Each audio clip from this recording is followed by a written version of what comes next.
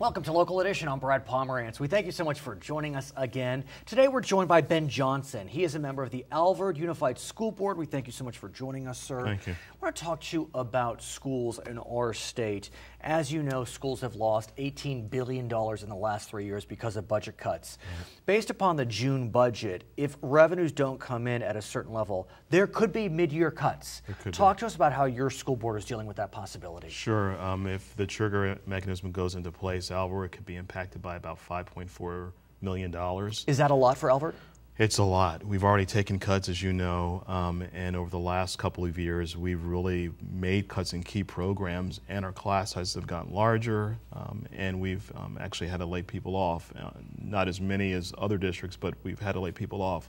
I think the priority thing that Alvord's done is we really prioritize what's essential. We've cut transportation, but we've made sure that our core, which is student achievement, is still in place. At the same time, there have been rumors that if we see these cuts come mid-year, January, that the school year could be shortened by 5-7 days. Are you looking at that possibility? We've discussed it. I think the last thing education needs is to cut days and program. I mean, we've already cut, like I said, cut programs. But we have to look at it. I mean, the priority is making sure that we're doing the best we can with the resources and whatever funds we do have, maximizing those dollars now. Now, the State Department of Education has come out with a report, and there are almost 150 schools in the state that are deemed to be in trouble financially. Alvord is not one of them at this stage. Riverside Unified is, Moreno Valley is. Are you concerned that Alvord could fall into that gap if there are further cuts? Yeah, I'm always concerned. We have a new high school that we want to open as well, Hillcrest High School, and that's going to take anywhere from $750,000 to $1 million to open. So anything that impacts us further will put that at risk. I mean, I'm committed to making sure that school opens, but I'm always concerned because our budget continues to get worse because of the outside influences. Right. And additionally, our enrollment has declined a little bit as well. So is that bad or good, though? Yeah, I think it's bad for us. I mean, you know, if our enrollment declines, it impacts our ADA and the amount you get per pupil. Per pupil.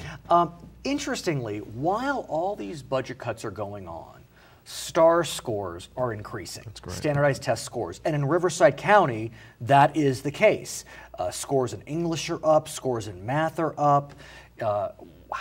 Why? Does that tell us we don't need the money anyway, so what's the point? I think what it's done, and we've talked about this in Alvord, because Alvord's test scores, we ranked third in Riverside County in improvement of test scores.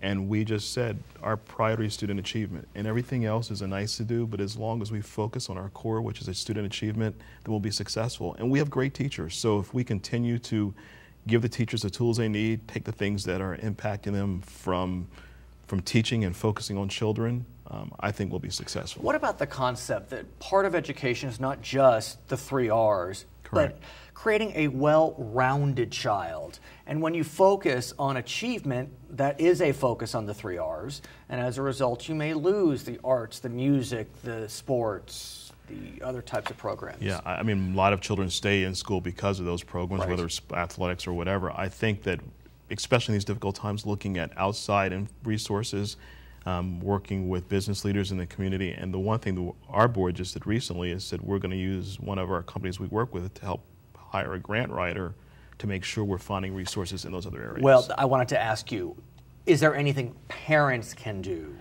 to help? Well, the parents are outside of what happens in the classroom, the parents are the most important influence on a child's education. So if they're involved, they come to schools, they get involved day to day. You know, we have some great programs where we have dads back involved called Watchdogs. I like that. It's getting the parents involved Terrific. at whatever level. Okay, his name is Ben Johnson. He is a member of the school board with Alvord Unified School District. I'm Brad Pomerantz. We're going to send you back to HLN.